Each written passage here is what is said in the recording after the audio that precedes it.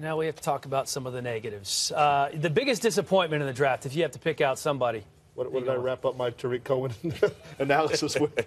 Listen, Ryan Pace was in New Orleans with me. I scratched my head trying to figure out why this pick, why the trade up, what makes you think that Mitchell Trubisky will lead men in this league. Listen, I'm not going to say I believe in Glennon, but I believe Glennon put this team in the right direction to win this year. This will be a steep learning curve for this man. I find the believability of what comes out of his mouth, how confident he is. I think he'll be shaken quickly in this league, and I question whether or not he'll ever turn into anything that results into a starting quarterback in this league. So we'll see.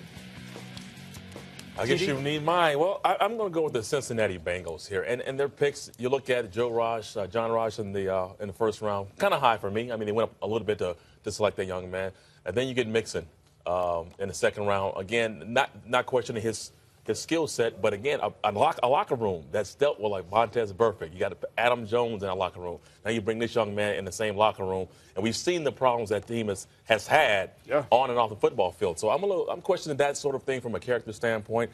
So I would say that a little high for Ross, and then Mixon I think is a little bit of a head scratcher. Wrong locker room. Yeah, wrong locker room. And Ross, of course, the fastest guy in combine history, but he's a little itty-bitty guy when he came in here, and he's a top 10 pick now. I agree with Heath. The reach by the Bears was tough just because Trubisky, the small sample size. But I'm going to reach a little bit here, too, because I'm going to say the Kansas City Chiefs. And here's why I'm disappointed. It's not because I don't like Mahomes. I think the kid's got a lot of potential and a lot of upside.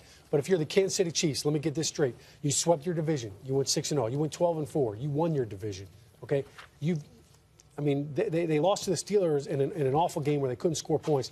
They're a couple plays away from being in the Super Bowl last year, and they're so close. You got a chance to really get an impact player in the first round. You give up a lot.